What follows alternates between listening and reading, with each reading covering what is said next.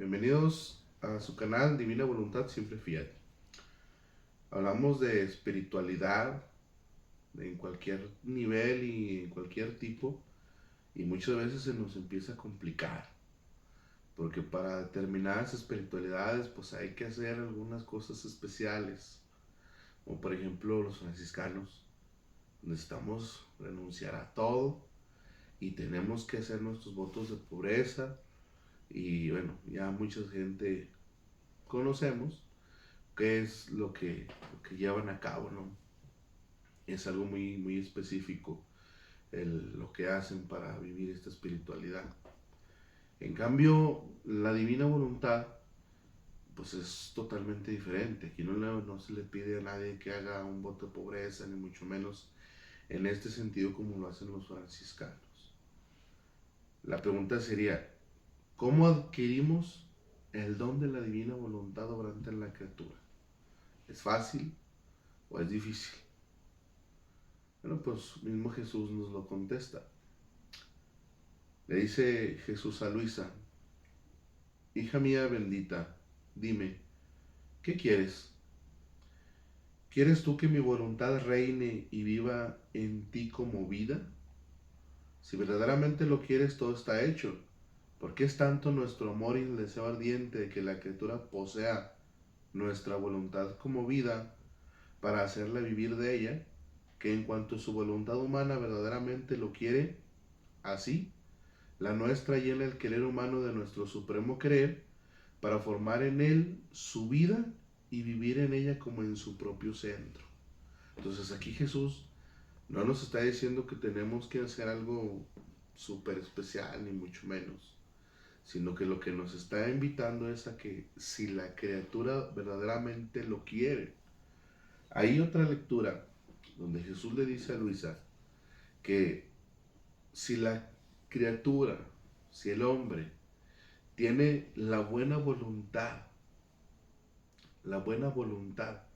y la disposición de hacer vida las verdades que Jesús nos va revelando a través de los escritos de Luisa Picarreta, entonces con eso ya todo está hecho. Comienza en la criatura a surgir el día de la divina voluntad en el alma de la criatura como si fuera una aurora, y empieza a iluminarse el interior de la criatura, porque pues la criatura siempre hemos vivido en nuestra voluntad humana, y en palabras de Jesús, pues la voluntad humana es noche. Entonces, ¿qué necesito para poder vivir en la divina voluntad? Pues necesito quererlo. Y obviamente que para yo querer vivir en este don de la divina voluntad, pues, necesito antes conocerlo. Porque no puedo yo vivir en algo que no conozco. Eso es imposible. Por ahí hay mucha gente que dice, es que fulanito habla como de divina voluntad, pero no conoce los escritos. Entonces no está hablando de divina voluntad, está hablando de los efectos de la divina voluntad en la criatura, en la vida de la criatura, que es la vida de la gracia, pero no está hablando de divina voluntad porque no la conoce. Necesita hacer la vida. Y para eso pues necesita el conocimiento de la divina voluntad, que nos lo da Jesús a través de los escritos de Luisa. En esta misma lectura Jesús le dice, si de veras la quiere, tendrá el gran bien de poseer nuestra voluntad como vida. Y si esto no fuera, la santidad del vivir en mi querer sería una santidad difícil y casi imposible. Y yo no sé ni enseñar cosas difíciles, ni quiero cosas imposibles. Más bien es mi costumbre facilitar por cuanto es posible a la criatura las cosas más arduas y los sacrificios más duros, y si es necesario pongo de lo mío para hacer que la pequeña potencia de su querer venga sostenida, ayudada, animada por la invencible potencia del mío, y así volver fácil el bien o la vida de mi querer que quiere poseer la criatura. Entonces Jesús nos quita cualquier tipo de objeción que pueda surgir en nosotros, porque Él dice, yo no sé enseñar ni cosas difíciles ni nada. El don de la divina voluntad obrante en la criatura está dado si la criatura así lo dispone. Por eso, por ahí surge un dicho famoso que dice que el hombre propone y Dios dispone, pero en realidad, para quien trata de vivir en la divina voluntad, se da uno cuenta que es al revés. Dios propone y el hombre dispone. A ver hasta dónde voy a hacer crecer esta vida divina en mí. Jesús me lo pone muy fácil. O sea, lo tengo que querer. Pero para poder quererlo necesito conocerlo. Entonces, ¿hay condiciones para adquirir el don de la divina voluntad? Bueno, pues según Jesús, pues sí hay algunas condiciones. En el volumen 13, Jesús le dice a Luisa unas palabras muy interesantes. Le dice, mi obra, mi obrar es comunicativo y siempre está en acto sin jamás detenerse. Pero estos canales de las criaturas muchas veces son ensuciados. En otros arrojan piedras y el agua no corre. Corre con dificultad. No es que el mar no quiera dar el agua, ni porque no esté limpia pueda penetrar en todas partes, sino que es la parte de las criaturas que se opone a tan gran bien. Por eso, si leen estas verdades y no están dispuestos, no entenderán nada. Quedarán confundidos y deslumbrados por la luz de mis verdades. Para los dispuestos será luz que los iluminará y agua que quitándoles la sed no querrán separarse jamás de estos canales por el gran bien que sienten y por la nueva vida que corre en ellos. Por eso, también tú deberías estar contenta de abrir estos canales en favor de tus hermanos, no descuidando nada de mis verdades, ni la más pequeña, porque por más pequeña que sea, puedes servir a un hermano tuyo para tomar agua. Entonces Jesús nos está invitando a que tengamos esa buena voluntad y esa disposición de hacer vida las verdades que nos va revelando a través de los escritos. Porque si no, entonces como mismo Jesús lo dice, leerán estas verdades y si no están dispuestos no van a entender nada, quedarán más confundidos. O sea, la misma luz de la divina voluntad hace que queden como cegados. Pero nadie puede negar que no son luz. Ahí está, la luz de la divina voluntad. El chiste está que la criatura de verdad quiera. O sea, nosotros debemos estar totalmente dispuestos. Pero para Dios la disposición no es nomás decirle a Dios, ay, sí quiero vivir en la divina voluntad. No, para Dios la disposición es demostrarle a Él que queremos vivir de su divina voluntad renunciando a nuestra propia voluntad. ¿Cómo? Pues vamos haciendo nuestros actos en la divina voluntad y esos mismos actos son la demostración, son la disposición que nosotros vamos teniendo para adquirir este don. Entonces, necesito tener esa buena voluntad. Luego en el volumen 14 también le dice Jesús a Luisa, dice, hija mía, no te asombres por esto. Quien no está vacío del todo de su querer, no puede tener un cierto conocimiento del mío, porque el querer humano forma las nubes entre mi querer y el suyo, e impide el conocimiento del valor y efectos que el mío contiene. Pero a pesar de esto, no pueden decir que no es luz. Entonces Jesús ya aquí nos está reafirmando lo que hace un momento yo les comentaba, sobre de que nadie puede negar que la luz de la divina voluntad no es eso, que es luz. Pero si no entra en ellos, no es porque no pueda hacerlo, sino porque la criatura está tan lleno de su propio querer que no vaciándose de él, entonces la luz no puede entrar, porque esa luz no es nada más un rayito, sino que es la luz completa, es el sol del querer divino que quiere entrar en el interior del alma para ponerse como centro de vida. Por eso es que en los libros de cielo, por ahí del volumen 12, hay una lectura donde dice que quien vive en la divina voluntad puede decir que su vida ha terminado, porque termina nuestra vida en ese momento, pero comienza la vida de Jesús obrando en la luz del tiempo. el volumen 16, Jesús le dice a Luisa: así es de mi voluntad. Para hacerse vida del alma, ella debe hacer desaparecer la propia voluntad en la mía. Su querer no debe existir más. Mi voluntad debe entrar en todos sus actos como acto primero, la cual se dará al alma, ahora como agua para quitarle la sed, con sus aguas divinas y celestiales, ahora como fuego, no solo para calentarla, sino para destruir en ella todo lo que es humano, y reedificar en ella la vida de mi voluntad, y ahora como alimento para alimentarla y hacerla fuerte y robusta. Oh, cómo es difícil encontrar una criatura que ceda todos sus derechos para dar solo a mi querer el derecho de reinar.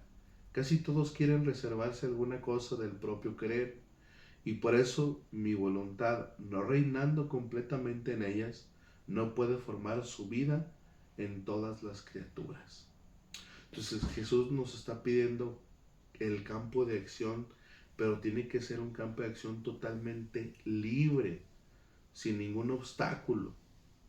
Y los obstáculos los ponemos nosotros mismos con nuestro querer humano, con nuestra voluntad humana. Tenemos afectos, tenemos gustos, tenemos pasiones, tenemos inclinaciones, tenemos incluso hasta devociones y tenemos otro tipo de cosas, incluso santas, que no son de obstáculo para hacer que la vida de Dios esté como centro de vida de nosotros.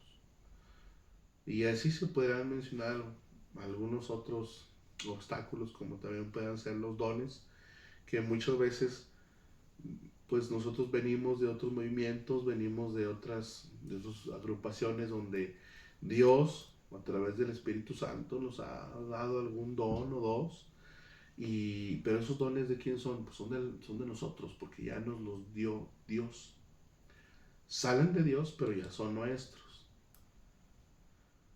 Pero hay que quitárnoslos para poder tener como vida la fuente de todos los bienes, y junto con esa misma fuente pues vienen todos los dones, pero ya nuestra atención ya no está enfocada a tener un don o dos, sino que nuestra atención está completamente centrada en la fuente de todos los bienes, que es Jesús. Entonces, ¿cómo se renuncia a los dones, a las devociones o a lo que quiera? Pues simplemente ya no lo quiero. Dios, ahí está, te lo entrego. Y así de fácil, así de sencillo. Se escucha así como muy simple, pero es la realidad. El chiste es nada más entregarlo en totalidad, de todo corazón, así desprenderse, que por lo regular se lleva un sufrimiento, porque estamos tan acostumbrados a tener cosas de nosotros, entre comillas, que cuando tenemos que despojarnos, tenemos que desprendernos de eso, pues lleva consigo un sufrimiento. ¿Qué es lo que le pasó al joven rico? El joven rico se topa con Jesús. Dice: maestro, ¿qué obra buena tengo que hacer para ganar la vida eterna? Y Jesús le dice: bueno, pues simple, sigue todos los mandamientos. Y el joven rico le dice: no, pues eso ya lo sigo, ya los cumplo desde cuándo, o sea, desde siempre lo he hecho. Dice: entonces tú no quieres la vida eterna, tú quieres ser perfecto. Entonces le dice: ve y vende todo lo que tienes, regálalo a los pobres y ven y sígueme. Y dice la escritura que el joven rico se puso muy triste porque poseía muchas cosas y pues no quiso venderlas. Pero esas cosas que poseía el joven rico precisamente son todas estas cosas que nosotros creemos que son de nosotros, y que también son todas estas cosas que nosotros hacemos creyendo que es lo que le agrada a Jesús, lo que le agrada a Dios, pero desde lo que nosotros pensamos que le va a agradar, no precisamente lo que Él quiere recibir. Entonces hay que irnos quitando, hay que irnos despojando, hay que irnos vaciando absolutamente de todo. Y es una de las condiciones, por así decirlo, que necesitamos cumplir para adquirir el don de la divina voluntad, que es estar dispuestos e irnos vaciando todo lo que no es de Dios. Le dice Jesús a Luisa en una lectura de volumen 16: hija mía, para descender mi voluntad a la tierra es necesario que tu voluntad suba al cielo, y para subir al cielo y vivir en la patria celestial es necesario vaciarla de todo lo que es humano. Jesús no lo está reafirmando. De todo lo que no es santo, puro y recto. Nada entra en el cielo a hacer vida común con nosotros si no es todo divinizado y transformado todo en nosotros. Ni mi voluntad divina puede descender a la tierra y desarrollar su vida como en su propio centro si no encuentra la voluntad humana vacía de todo para llenarla de todos los bienes que mi querer contiene. Ella no será otra cosa que un velo sutilísimo que servirá para cubrirme y habitar dentro, casi como hostia consagrada en la cual yo formo mi vida, hago todo el bien que quiero, rezo, sufro, gozo, y la hostia no se opone, me deja libre. Su oficio es prestarse a tenerme escondido y en mudo silencio adherirse a conservar mi vida sacramental. Nuevamente Jesús en esta lectura de volumen 16 nos invita a vaciarnos completamente de todo, y ahora nos está poniendo a la criatura que vive en la divina voluntad en un nivel de hostia sacramental. Pero el alma que vive en la divina voluntad es una hostia, sí, pero es una hostia viva. Una hostia viva que puede ofrecerle a Dios lo que la hostia sacramental no le puede ofrecer. Porque no teniendo cuerpo, no tiene pies, no tiene manos, no tiene ojos, no tiene boca, no le puede ofrecer pasos, obras, palabras, miradas, pensamientos, ni nada. Es por eso que Jesús quiere a la criatura siendo una sola cosa con Él. Esa es la manera en la que sí le damos gloria a Dios, repitiendo su vida a través de nosotros, viviendo en la divina voluntad. De otro modo, pues no se puede dar gloria a Dios. En el volumen 33, Jesús le dice a Luisa: hija mía bendita, para hacer que un acto sea agradable y mi voluntad pueda formar vida entera en él, todo el interior de la criatura debe estar concentrado en mi fiat. La voluntad debe quererlo. El deseo debe ardientemente desear lo que quiere el querer. Los afectos, las tendencias deben apetecer y tender solo a recibir la vida de mi voluntad en el acto de ellos. El corazón, amar y encerrar en su latido la vida de mi voluntad. La memoria, recordarlo, la inteligencia, comprenderlo. Así que todo debe estar concentrado en el acto en el cual mi voluntad quiere formar su vida. ¿Y qué nos está diciendo Jesús aquí? Que nuestras potencias del alma tienen que estar enfocadas siempre en Jesús. Ya se acordarán de ese pasaje bíblico donde Pedro camina sobre las aguas. Están en la barca y hay una pequeña tormenta y están asustados porque ven que viene caminando alguien sobre las aguas, piensan que es un fantasma, y Pedro le dice: maestro, si eres tú, manda que yo vaya. Y Jesús le dice: ven. Pedro se baja de la barca y empieza a caminar sobre el agua, viendo a Jesús. Pero donde Pedro se empieza a fijar alrededor, que está la tormenta y aparte está caminando sobre el agua, se empieza a hundir. Jesús ve que se hunde, Pedro le dice: maestro, ayúdame, sálvame. Jesús lo toma del brazo, lo saca y le dice: Pedro, ¿por qué dudaste? Ese dudar es precisamente lo que nosotros hacemos cuando quitamos nuestra atención, nuestras potencias del alma, en lugar de estar fijas en Jesús, se empiezan a fijar en el mundo, y entonces, igual que Pedro, nos empezamos a hundir.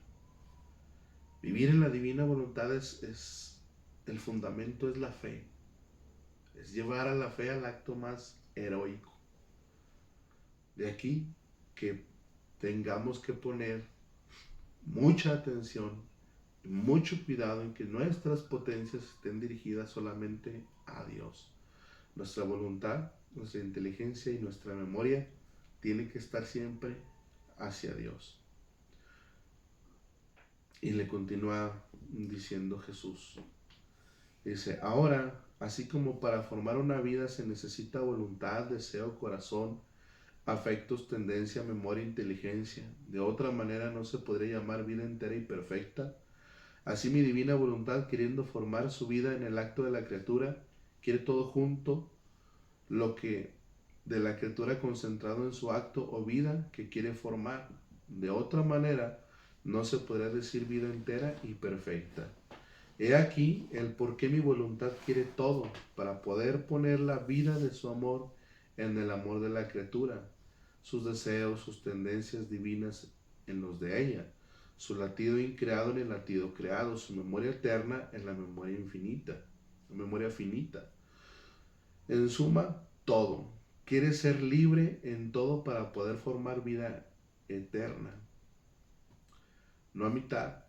Y conforme la criatura cede de lo suyo, así mi voluntad divina hace el cambio de la suya y entonces su vida es fecunda y genera en el velo de la criatura que la cubre amor, deseos, tendencia, memoria, toda suya y forma el gran prodigio de su vida en ella. De otra manera no se puede decir vida, sino simple adhesión a mi voluntad. Ni siquiera en todo, sino en parte. Por eso no llevaría ni los efectos ni los bienes que ella posee. Entonces hay que ser una sola cosa con Jesús.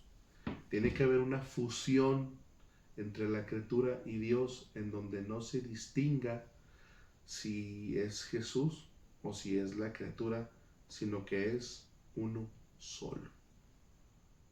Uno solo. Entonces, ¿qué necesito pues para adquirir la divina voluntad? Pues conocimiento. El conocimiento de la divina voluntad se vuelve absolutamente necesario, pero como una necesidad de vida. Así como para nosotros el respirar, el palpitar de nuestro corazón es necesario para poder vivir, el conocimiento de la divina voluntad se vuelve necesidad de vida para poder vivir en esta vida de la divina voluntad. Y bueno, pues ya nos lo viene diciendo la Sagrada Escritura, la razón de todos los males. En el libro de Oseas 4:6 dice, perece mi pueblo por falta de conocimiento. Pero no está hablando de un conocimiento político ni un conocimiento científico, sino que habla del conocimiento de Dios. Por eso es que el pueblo perece por la falta del conocimiento de Dios.